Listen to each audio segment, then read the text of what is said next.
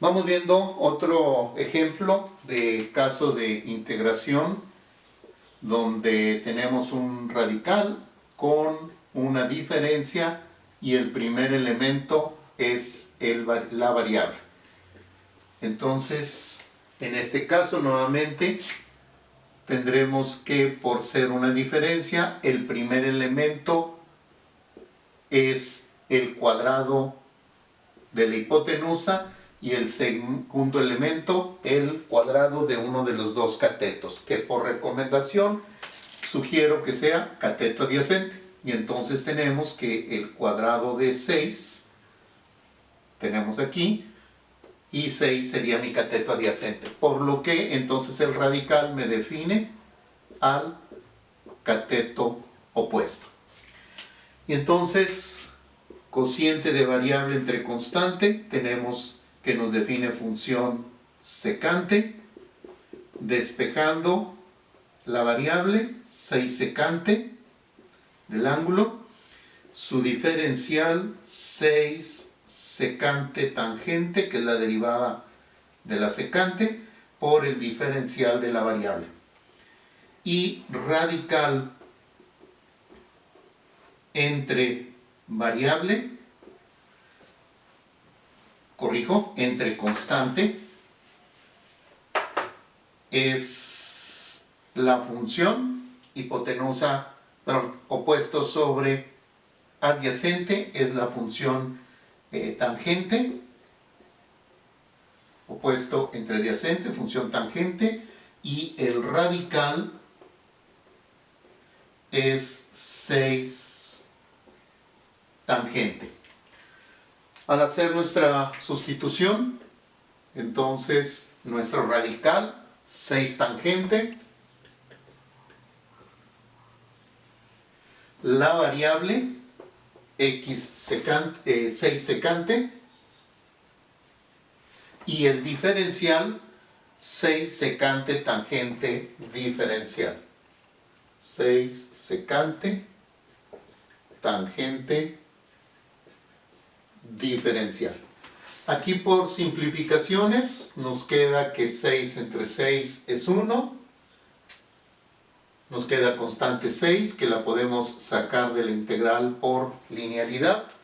Y secante entre secante es 1 también. Y nada más nos queda entonces ya producto de tangente por tangente, que es una tangente cuadrada diferencial.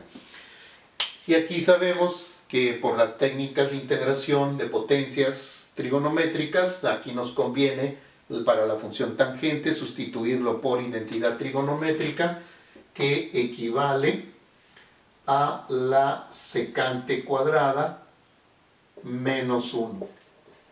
Recordando que la identidad pitagórica nos indica que la tangente cuadrada de un ángulo más la unidad es secante cuadrada del ángulo, por lo que la tangente cuadrada es secante cuadrada menos 1. Y esta identidad es la que estoy aplicando aquí. Y entonces, por propiedad de linealidad, esto es 6 veces la integral de secante cuadrada diferencial menos la integral del diferencial. Como ya tenemos estas expresiones, esta es una integral directa, al igual que esta, entonces obtenemos que la integral de la secante cuadrada es la tangente y la integral del diferencial es la variable, más nuestra constante de antiderivación. Y con esto pues ya estamos en posibilidades de regresar a nuestra variable original y buscamos que la función tangente del ángulo, que ya lo tenemos aquí definido, cateto opuesto entre cateto adyacente, radical sobre 6,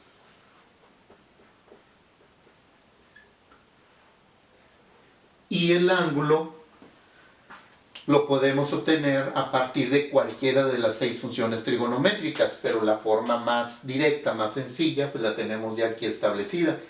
Entonces aquí tenemos que la secante del ángulo es x sobre 6, por lo que el ángulo entonces será la secante inversa de x sobre 6.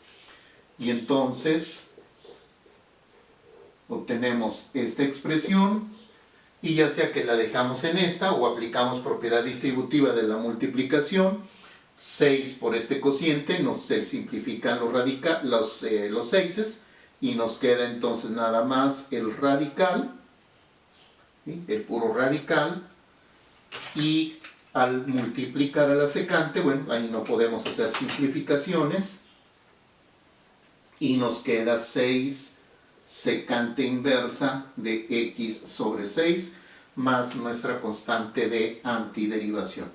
Y entonces esta será nuestra antiderivada de esta expresión.